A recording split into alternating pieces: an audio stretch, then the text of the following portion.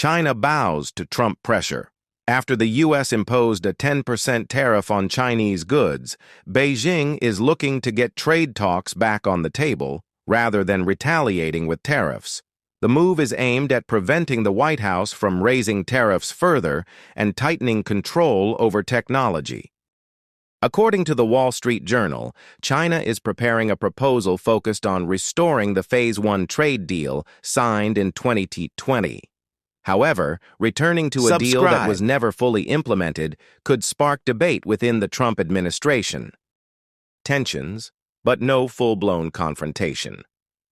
The U.S. officially imposed a 10% tariff on January 30th as a punishment for China's failure to control fentanyl production. However, Beijing did not see this as a final blow and is still looking for dialogue. Xi Jinping signaled his willingness to negotiate, while Trump also delayed some planned tariffs. China sees this as the Trump administration's way of increasing pressure, but not yet maximum pressure. Trump has threatened to raise tariffs to 60%. China's response has been moderate. The country's Ministry of Commerce announced that it would file a complaint with the WTO, even though the organization's dispute settlement mechanism was disabled under Trump. Beijing also called for dialogue and asked the U.S. to correct its mistakes. Earlier, at Trump's inauguration on January 20th, Chinese Vice President Han Zheng emphasized his willingness to discuss TikTok, fentanyl, and trade. China wants to find out the price that the Trump administration demands, especially on tariffs and technology. China's concession tactics. China's negotiating strategy focuses on restoring the Phase 1 deal, in which Beijing pledged to buy an additional $200 billion in U.S. goods over 2 years. However, China has only fulfilled 58% of this commitment. To create goodwill, China plans to significantly increase imports of agricultural, energy, and industrial products from the U.S. In addition, Beijing also pledged to limit fentanyl exports, not devalue the yuan, and increase investment in the U.S., especially in the field of electric vehicle batteries.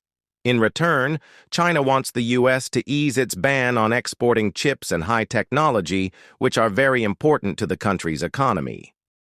Regarding TikTok, Beijing plans to treat it as a trade issue, allowing ByteDance to negotiate with U.S. investors.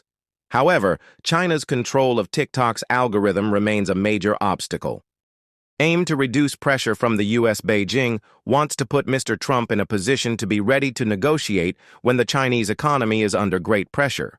However, Mr. Xi is still preparing for a long-term competition with the U.S., especially in the field of technology. China is also building a retaliation toolkit to increase its advantage in negotiations.